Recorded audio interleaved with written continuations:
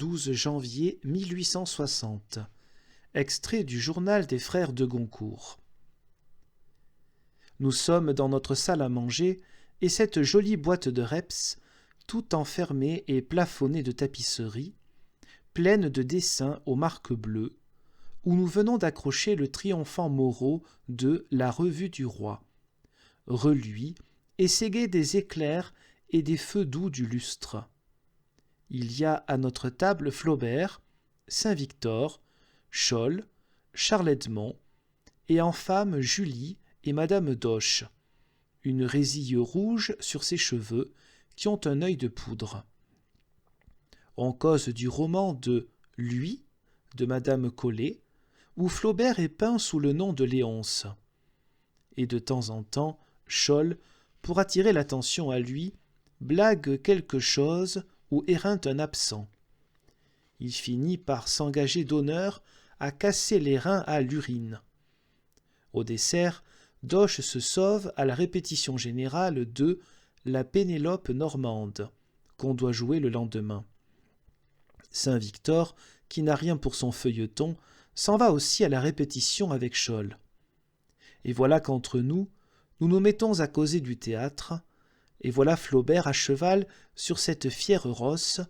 Le théâtre n'est pas un art, c'est un secret. Je l'ai surpris des propriétaires du secret. Voici le secret. D'abord, il faut prendre des verres d'absinthe au café du cirque, puis dire de toutes pièces « c'est pas mal, mais des coupures », et répéter « oui, mais il n'y a pas de pièces ». Et surtout, toujours faire des plans et ne jamais faire de pièces. Quand on a fait une pièce, quand on a même fait un article dans le Figaro, on est foutu. J'ai étudié le secret d'un imbécile, mais qui le possède de Larouna. C'est Larouna qui a trouvé le mot sublime « Beaumarchais est un préjugé ». Beaumarchais, s'écrie Flaubert, du foutre et du phosphore. Seulement le type de chérubin, qu'il le fasse. N'a jamais voulu laisser mettre Madame Bovary au théâtre, trouvant qu'une idée est faite pour un seul moule, qu'elle n'est pas à deux fins, et ne voulant point la livrer à un Dénéry. Savez-vous ce qu'il faut pour le succès au boulevard? C'est que le public devine tout ce qui va arriver. Je me suis trouvé une fois à côté de deux femmes qui, de scène en scène, racontaient la scène suivante. Elles faisaient la pièce à mesure. Puis la causerie va sur les uns les autres de notre monde, la difficulté de trouver des gens avec lesquels on puisse vivre, qui ne soient point tarés, ni insupportables, ni bourgeois, ni mal élevés. Charles-Edmond promet de nous en nommer 10, et ne nous en nomme que 3 ou 4. Et l'on se met à regretter tout ce qui manque à Saint-Victor. On en ferait un si joli ami. Ce garçon au fond duquel on ne peut jamais voir clair, a l'expansion du cœur duquel on n'arrive jamais, quand même on arrive à sa plus confiante expansion d'esprit, ce garçon qui, après 3 ans de relations et d'amitié, a des glaces subites et des froideurs de poignées de main comme pour un inconnu. Flaubert nous dit que c'est son éducation qui l'a marqué, et que ces 3 éducations, ces 3 institutions de l'homme, l'éducation religieuse, l'armée, l'école normale, marquent d'un cachet indélébile l'homme et le caractère. Puis on passe en revue les femmes de théâtre, les bizarreries de ces singulières créatures. Flaubert donne sa recette pour les avoir. Il faut être sentimental, les prendre au sérieux. Puis on agite la question de savoir si vraiment elles couchent autant que les hommes le disent, si les soins de la santé, la fatigue, les travaux du théâtre ne les poussent pas seulement à des escarmouches. On cause de leur influence inouïe sur la critique de leurs amants, et comme des femmes de théâtre, la conversation monte à la femme. « J'ai trouvé un moyen bien simple de m'en passer, » dit Flaubert. « Je me couche sur le cœur, et dans la nuit, c'est infaillible. » Puis nous sommes seuls, lui et nous, dans le salon tout plein de fumée de cigares, lui arpentant le tapis, cognant de sa tête la boule du lustre, débordant, se livrant comme avec des frères de son esprit. Il nous dit sa vie retirée, sauvage, même à Paris, enfermé et fermé, détestant le théâtre, point d'autre distraction que les dimanches, au dîner de madame Sabatier, la présidente, comme on l'appelle dans le monde de Gautier, ayant horreur de la campagne, travaillant 10 heures par jour, mais grand perdeur de temps, s'oubliant en lecture, et tout prêt à faire un tas d'écoles buissonnières autour de son œuvre, ne s'échauffant que vers les 5 heures du soir, quand il s'y met à midi, ne pouvant écrire sur du papier blanc, ayant besoin de le couvrir d'idées posées comme par un peintre qui place ses premiers tons.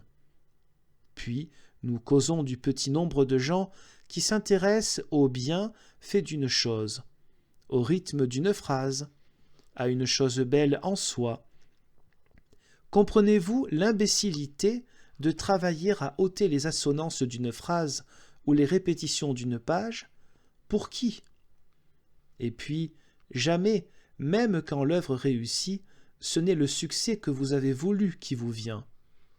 Ce sont les côtés de vaudeville de madame Bovary qui lui ont valu son succès. Le succès est toujours à côté.